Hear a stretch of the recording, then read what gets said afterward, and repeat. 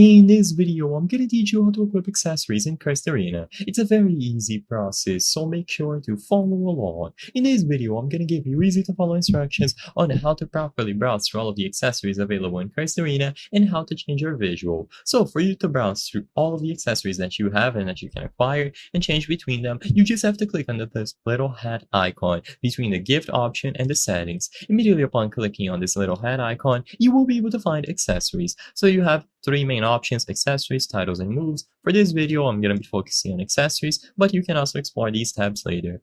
So in accessories, you will find a bunch of things that you can equip. So you have the strongest one, blood arms, necktie, teacher's glasses, apprentice beanie, heavenly wheel, sorcerer cape, crown, volcano head, Gojo's shades, sorcerer's uniform, apprentice uniform, cursed friend, jack-o'-lantern, killer scarf, and finally panda gloves. And you will be able to get all of these through different means. So the main way to get accessories is just to buy them with yen. So you will see the price, you have to click once to buy them, and then you click and hold to equip them. Now my character is a newbie, so I won't be able to actually show you how it looks visually, but all that you have to do is hold to buy and then click to equip.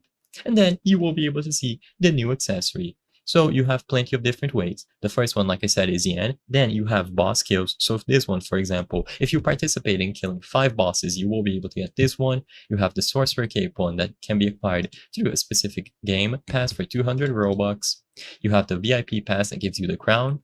And then you have some boss drops. So Gojo's Shades and Volcano's Head can be acquired as boss drops. So if you participate in the fight against these bosses and you are in the top 3 damage dealers for the fight, you will have this percentage to get the specific drop that you want. So participate in killing these bosses and eventually you will be able to get those.